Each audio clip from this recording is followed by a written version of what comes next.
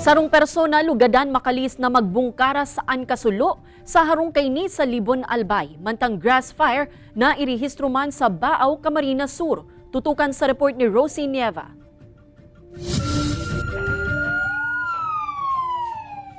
Nagsapon ng lugad sa lawas ang sarong babae na kinakarkong ng 60 anyos na ang edad, makalis masulo ang sindang harong sa barangay Zone 2, Libon Albay, pasado alas 2 nin hapon kasuudma.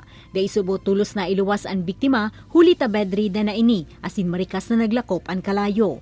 Pigihiling man kan BFP na posibleng nagpuon ng kalayo sa linya kan kuryente.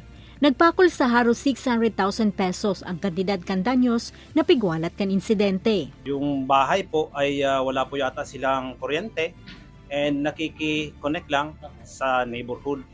So when we try to go and conduct initial investigation, or initial investigation is leading to that. Sarong kasulo man ang nagbungkaras sa kaduotan sa itaas kang bulod na sakop kan barangay Santa Teresita, Baaw, Camarines Sur, kan banggi ning Pebrero 5. 12 kilometro ang rayo kang pinangyarihan sa mga kaharungan. Susog sa inisyal na investigasyon, posibleng ang mainit na temperatura kan aldaw na ito ang nagkausakan kasulo.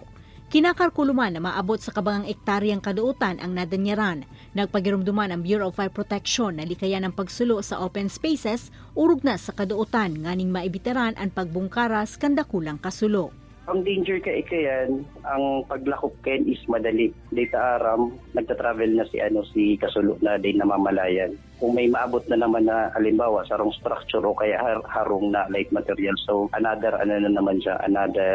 burden na naman siya. Ini si Rosie Nieva, Balitang Bicolandia.